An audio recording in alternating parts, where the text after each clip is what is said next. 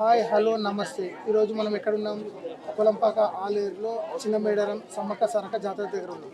కాకపోతే ఈరోజు మనతో ఉన్న గెస్ట్ ఎవరంటే ఈ టెంపుల్ నిర్మాణం చేసిన సబితారెడ్డి గారు, ఎస్ఎన్ఎస్ డెవలప్ సిఇఓ గారు. సో తన మాటల్లో తను ఈ టెంపుల్ ఎలా నిర్మాణించింది ప్లస్ ఎలా జాతర జరిపిస్తుంది అనే కొన్ని క్వశ్చన్స్ మనం అడిగి తెలుసుకుందాం. నమస్తే మేడం. నమస్కారం. మీరు ఈ టెంపుల్ ఎప్పుడు నిర్మించారు? ఈ టెంపుల్ వచ్చింది మేము 7 సంవత్సరాలు అవుతుంది. ఈ టెంపుల్ 3వ జాతర జరుపుకుంటున్నాం మేము. ఈ టెంపుల్ నిర్మించడానికి కారణం ఏంటి? ఈ టెంపుల్ నిర్మించడానికి కారణం ఏంటంటే నేను నా పేరు సబితారెడ్డి అని. నేను యాక్చువల్గా ఐఏఎస్ అనేది ఒక మార్కులో పోవడం వల్ల జాబ్ నేను వెతుకుతున్న సమయంలో నాకు రియల్ ఎస్టేట్లో జాబ్ అనేది దొరికింది. ఒక ఏజెంట్గా జాబ్ దొరికింది. అలా ఒక ఏజెంట్గా జాబ్ చేసుకుంటూ ఒక 3 సంవత్సరాలు ఏజెంట్గా ఉండి కొన్ని డబ్బులు సంపాదించుకోవడం జరిగింది. ఒకరోజు నేను మన ఏజెంట్ అయినటువంటి విజయ్ కుమార్ గౌడ్ గారితో కలిపి మేడారం అనే ప్రాంతాన్ని సందర్శించడం జరిగింది.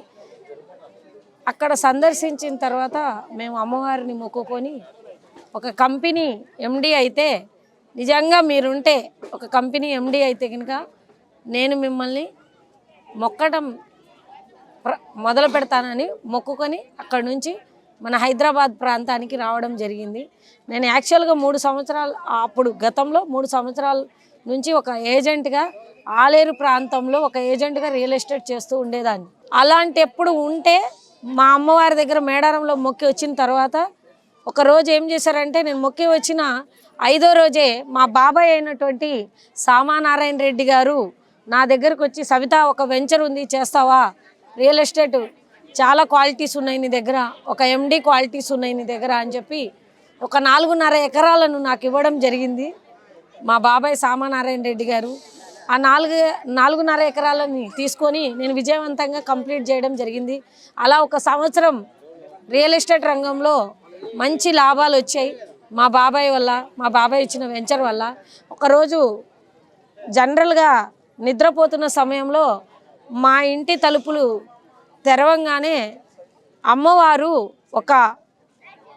ఎలా అంటే ఒక రూపంలో డోర్స్ తెరిచి బాత్రూమ్కి వాష్రూమ్కి వెళ్దాం అనే సమయంలో డోర్లు ఇలా తెరవంగానే అమ్మవారు మన హాల్లో అలా విరబూసుకొని కూర్చొని ఉన్నారు. కూర్చొని ఉండేసరికి భయం వేసి మళ్ళీ డోర్స్ వేసాను నేను.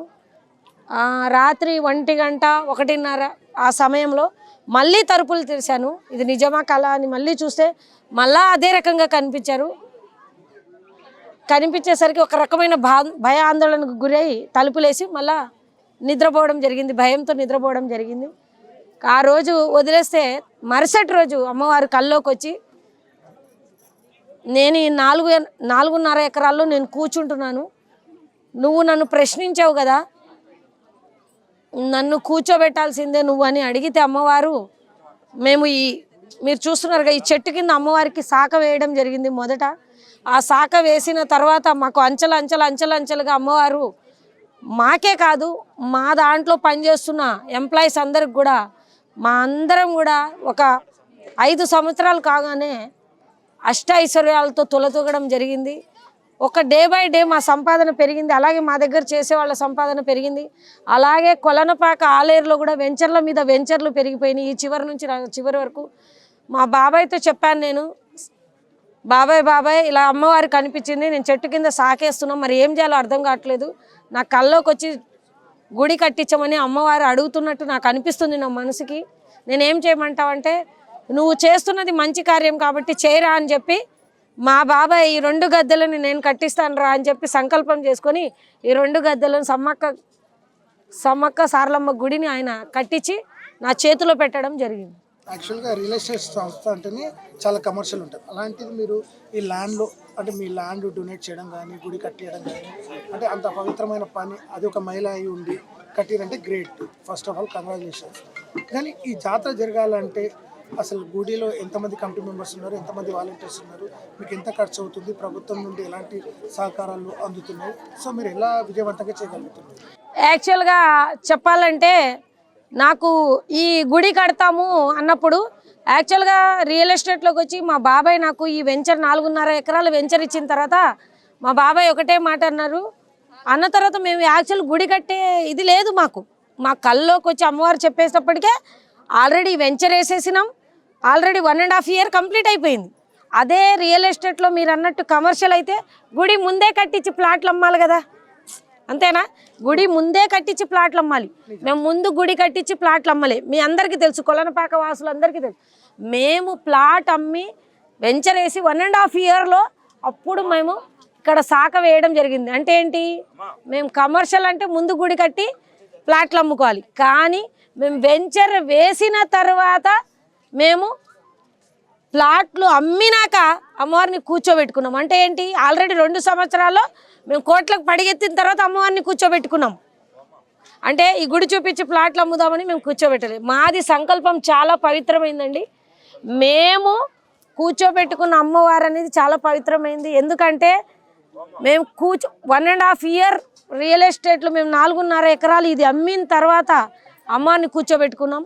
ఈ గుడి చూపించి మేము ఎప్పుడు ప్లాట్లు అమ్మేది లేదు, ఎందుకంటే అమ్మవారి సంకల్పం అది. మేము కోట్లకు పడిగెత్తిన తర్వాత మేము మొక్కుకొని వచ్చాం, మేడారంలో మొక్కుకొని వచ్చిన తర్వాత మేము గుడి ఏర్పాట్లు చేసుకున్నాం. కానీ ముందు ఈ జాతర గత 3 రోజుల నుంచి జరుగుతుంది, ఎలా జరుగుతుంది, ఎంతమంది వచ్చారు? ఈ జాతర అనేది మొదటి 28వ తారీఖు గద్దె మీదకి సారలమ్మ రావడం జరుగుతుందండి. ఆ తర్వాత సారలమ్మ వచ్చినాక మరుసటి రోజు సమ్మక్క వారు గద్దెల మీదకి రావడం జరుగుతుంది. సమ్మక్క వారు కుంకుమ భరణిని తీసుకొని గద్దె మీదకి వచ్చినాక ఆ అమ్మవారు కూర్చున్నట్టే గద్దె మీద. ఆ తర్వాత భక్తులందరూ వచ్చి కూడా ముడుపులు చెల్లించుకోవడం జరుగుతుంది. అమ్మవారికి ఇష్టమైంది నిలువెత్తు బంగారం. నిలువెత్తు బంగారం అంటే రియల్ గోల్డ్ కాదండి, నిలువెత్తు బంగారం అంటే మీకు తెలుసు కదా, బెల్లం సమర్పించుకొని భక్తులు మంచిగా మొక్కుకుంటారు. ఈ 3 రోజుల్లో మీరు అన్నట్టు దాదాపు నిన్న ఒక్కరోజే రన్నింగ్ పబ్లిక్ అనేది దాదాపు 9 లక్షల మంది వచ్చి వెళ్ళినట్టు మాకు సమాచారం. ఈరోజు ఒక 2 లక్షల మంది వస్తారని మా ఉద్దేశం. ఇప్పుడు మార్నింగ్ నుంచి ఇప్పుడు దాకా 60,000 మంది దాటారు. ఇంకా నైట్ ఈరోజు దాదాపు ఒక 3 లక్షల మంది. అంటే ప్రతి జాతరకి మాకు ఈ 3 రోజుల్లో ఒక 15 లక్షల మంది అయితే మా టెంపుల్ దర్శనం చేసిస్తున్నాం. మేము ఎటువంటి ప్రచారాలు చేయట్లేదు, ఏది మేము చేయలేదు. అమ్మవారి ఇది జరుపుకుంటుంది. ఈ 3 రోజులు కూడా అమ్మవారి జరుపుకునే జాతరగా మేము భావిస్తున్నాం. అలాగే మేము అమ్మవారిని ఇక్కడ పెట్టుకున్న తర్వాత ఈ 3 రోజులు కూడా నిజంగా చెప్పాలంటే కొలనపాక వాసులు, అదేవిధంగా ఇక్కడ అమ్మవారు వెలిసిన తర్వాత ఈ గుడి నేను కట్టించుకున్న తర్వాత నా కోసం కట్టించుకున్నాను. కమర్షియల్ అంటే డబ్బుల కోసం కట్టించుకున్న గుడి కాదు.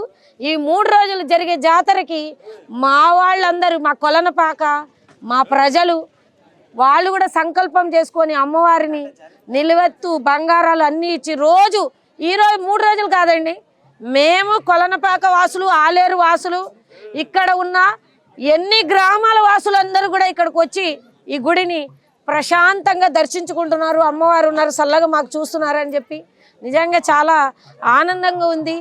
ఎందుకంటే ప్రజలకు కష్టం వస్తే అడిగేది ఎవరికి, ప్రజలను అడగం, భగవంతుడిని అడుగుతాం. ఈ గుడిలో ఉన్న ప్రత్యేకత ఏంటంటే భగవంతుడిని ఇక్కడ మేమందరం కూడా అడుగుతాం అమ్మవారిని, అమ్మ మా కోరికలు తీర్చు, మమ్మల్ని ఆరోగ్యం, ప్రతి ఒక్కళ్ళు కోరుకునేది ఆరోగ్యమే. ఆరోగ్యాలు కోరుకుంటారు, అష్టైశ్వర్యాలు కోరుకుంటారు. కానీ మా అమ్మవారు ఇలా ఇస్తుంది కాబట్టి మేము ఈ జాతర జరిపించుకుంటున్నాం. ఇది ప్రజా జాతర, ఇది నా జాతర కాదు, ప్రజా జాతర ఇది. ఎందుకంటే గుడి నేను కట్టుకున్నాను, నేను మొక్కుకుందామని నాకు ఆనందం. కానీ ప్రజలు వచ్చి మొక్కుతున్నారు, వాళ్ళు మొక్కు తీరుతున్నాయంటే ఇది నాది కాదు. ఈ గుడి ఇప్పుడు కాదు, 100 సంవత్సరాలు, 200 సంవత్సరాలు, 500 సంవత్సరాలైనా ఇది ప్రజల గుడి, ఇది ప్రజల కోసం కట్టిన గుడి అని నేను భావిస్తున్నాను. ప్రజల కోసమే అమ్మవారు వచ్చి ఇక్కడ కొలువు తీరిందని నేను సంతోషంగా నా మనస్ఫూర్తిగా అంగీకరిస్తున్నానండి. కంపెనీ పేరు కూడా సమ్మక్క సారక్కనే పెట్టుకున్నారు కదా? మా కంపెనీ పేరు కూడా సమ్మక్క సారక్కేనండి. మీకు సమ్మక్క సారక్క అంటే బాగా నమ్మకం? ఎస్, సమ్మక్క సారక్క అంటే నమ్మకం కాదు, ప్రాణం అనండి. అమ్మవారి కోసం మీకు చెప్తున్నా, నాకు అమ్మవారు కనిపించిన తర్వాత పెళ్ళి అనే ఆలోచన మర్చిపోయి ఈ సేవకు అంకితమైనాను. ఏ రోజు కూడా నా కోసం నేను ఏ రోజు కూడా చూసుకోలేదు. అమ్మవారి కోసం, అమ్మవారి అడుగు జాడల్లోనే నడవాలి, అమ్మవారి కోసమే ఉండాలి. అమ్మవారు అంటే అంత ఇష్టం, నాకు ప్రాణం. సో మీ టెంపుల్ కమిటీ మెంబర్స్ ఎంతమంది, వాలంటీర్స్ ఎంతమంది? మేము మా కోసం కట్టిన తర్వాత ఈ గుడి మన ఆలేరు ప్రాంత ప్రజలు, కొలనపాక ప్రాంత ప్రజలు అందరూ కూడా ఈ రావడం, మొక్కులు తీర్చుకోవడం చాలా ఆనందంగా ఉంది. వాళ్ళ మొక్కులు చాలా జరిగినాయి. అయితే దీనికి గాను మేము ఏం చేసామంటే ఎప్పుడు కూడా కమిటీ, గుడి వారసులు ఉండాలి. గుడిని మనం రన్ చేయాలంటే గుడి వారసులు ఉండాలి. కాబట్టి ఒక కమిటీని, ఒక బాడీని ఏర్పాటు చేయడం జరిగింది. దానికి మన ప్రెసిడెంట్ గారు ఏర్పాటు చేయడం జరిగింది. గుడికి ప్రెసిడెంట్ గారు వచ్చి మన సామానారాయణ రెడ్డి, మా బాబాయ్ గారిని మనం ఎంచుకోవడం జరిగింది. అదే కదా వైస్ ప్రెసిడెంట్ ఉంటారు. వైస్ ప్రెసిడెంట్ని మనం ముత్యాల శ్రీనివాస్ గారిని మనం ఎంచుకోవడం జరిగింది. ముత్యాల శ్రీనివాస్ గారిని ఎంచుకోవడం జరిగింది. మనం ఆయన వైస్ ప్రెసిడెంట్, మన బాబాయ్ వచ్చి ప్రెసిడెంట్ గారు, మన సెక్రటరీ వచ్చి ఎవరైతే అమ్మవారిని మేడారంలో మనకు పరిచయం చేశారో బొంబత్తుల విజయ్ కుమార్ గారిని మన జనరల్ సెక్రటరీ గారిగా తీసుకోవడం జరిగింది. అదేవిధంగా అసిస్టెంట్ జనరల్ సెక్రటరీ గారిగా మన కంపెనీలో ఆర్నిసల్ సేవలు అందించినటువంటి మన వడ్ల శ్రీధరాచారి గారిని మనం ఏర్పాటు చేయడం జరిగింది. అదేవిధంగా మన ట్రెజరర్గా మనీ వాల్యూ, మనీ మేనేజ్మెంట్, గుడికి ఏమైనా చందాలు వస్తే అది గుడికే వాడాలి.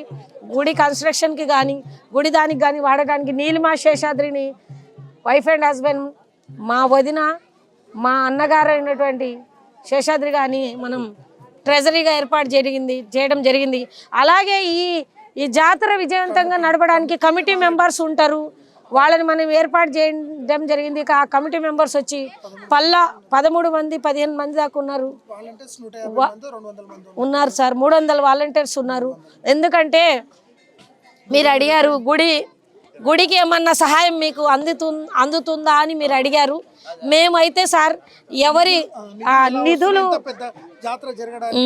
మీరు అడిగారు. ఈ జాతర అవ్వడానికి తప్పుగా అనుకోకండి. ఫస్ట్ ఈ 2 సంవత్సరాలకి జాతర చేసినప్పుడు 58,95,000 ఖర్చు వచ్చింది. మాకు 58,95,000 ఖర్చు వచ్చినప్పుడు నిత్యం అన్నదానం కార్యక్రమాలు కూడా మనం ఏర్పాటు చేయడం జరిగింది. ఈ 5-6 రోజులు కూడా నిత్యం అన్నదాన కార్యక్రమాలు భక్తులకి ఏ ప్రాంతం నుంచి, ఏ గ్రామాల నుంచి వచ్చినా కానీ, తరలి వచ్చినా కానీ 1 గంట లేదు, 2 గంటలు లేదు, నిత్యం 24 hours అన్నదాన కార్యక్రమం జరిగింది. ఆ తర్వాత సెకండ్ జాతర కూడా జరిగింది. 2వ జాతరకు కూడా మేము బాగానే ఖర్చు పెట్టాం. అలాగే ఒక 60 లక్షల దాకా ఖర్చు పెట్టాం. 3వ జాతరలో మాకు కొంచెం అంతరామం కలిగింది. ఎందుకంటే మీకు తెలిసింది రియల్ ఎస్టేట్ స్లో అయింది. మేము ఎవరిని చందాలు అడిగి ఎప్పుడు మేము జాతర జరిపించలేదు. ఇది సొంత డబ్బులు, దేవుడు అమ్మవారు సమ్మక్క సారలమ్మ వారు ఇచ్చిన డబ్బులతో చెప్తున్నాము మీకు. మా బాబాయ్ గారు ప్రతి జాతరకి ఒక 35 నుంచి 40 లక్షలు నాకు చేతిలో పెట్టేవాడు. సవిత, నాకు 10వ భాగం వచ్చిందమ్మా, నువ్వు తీసుకో, రియల్ ఎస్టేట్లో వచ్చింది, గుడి జాతర జరిపించమని ఇచ్చేవాళ్ళు. మాకు వచ్చే డబ్బులు ఆయన ఇచ్చిన డబ్బులు బట్టి జరిపించాం. ఈ జాతరకు కొంచెం మనకు రియల్ ఎస్టేట్లో అంతరాయం ఏర్పడింది కాబట్టి అయినా మేము జాతర ఏం చేసామంటే అన్నదాన కార్యక్రమం ఒకటి తీసేసి గుడి ఆవరణాన్ని పరిశుద్ధం చేసి, శుద్ధి చేసి, మీ అందరికీ లోపలికి రావడానికి ప్రవేశం కల్పించి ఇక్కడే వండుకునే విధంగా చేసి కల్పించాం. దానికి గాను ఈ సంవత్సరం మాకు అయిన ఖర్చు వచ్చి ఒక 20 నుంచి 25 లక్షలు ఖర్చు వచ్చింది. దానికి మన ప్రెసిడెంట్ గారు హెల్ప్ చేశారు. మన ప్రెసిడెంట్ గారు వచ్చి సామనారాయణ రెడ్డి బాబాయ్ వచ్చి మనకి 7 లక్షల రూపాయలను డొనేట్ చేయడం జరిగింది. అదేవిధంగా మన వైస్ ప్రెసిడెంట్ అయినటువంటి ముత్యాల శ్రీనివాస్ గారు మనకి 5 లక్షల రూపాయలు డొనేట్ చేయడం జరిగింది. అదేవిధంగా ఒక 10 మంది వచ్చి 10,000 డొనేట్ చేయడం జరిగింది. అక్కడికి 13 లక్షల రూపాయలు మనం ఈ జాతరకి వాళ్ళే ఇవ్వడం జరిగింది వాళ్ళ చేతులతో. అదేవిధంగా మన కొలనపాక భక్తులు కానీ మనకి ఎన్ని గ్రామాలు ఉన్నాయో చుట్టుపక్కల అన్ని గ్రామాల ప్రజలు వచ్చి ఈరోజు అక్కడ ఆ హుండీలో ఏదో ఒకటి చేసి ఉంటారు. కాబట్టి అది వాళ్ళ ప్రసాదం, కుంకుమ, పసుపు వాటికి వాడతాం. మేము గుడి ఆవరణం శుభ్రంగా ఉండడానికి వాడతాం. నిత్యం అమ్మవారికి పూల దండ లేనిదే నిత్యం పూజ జరగదు. మా సమ్మక్క సారక్క గుడిలో అయితే నిత్యం ఆమెకి దండలు నిత్యం నడుస్తాయి, నిత్యం పూజలు నడుస్తాయి. చెప్తున్నా ప్రతి అవునవును సార్. మనం ఏంటంటే సమ్మక్క సారక్క అంటే తప్పుగా అనుకోకండి, వేరే వాళ్ళు ఉంటే ఇది తెలంగాణ వాసుల యొక్క పండగ అని పిలుస్తాం సార్.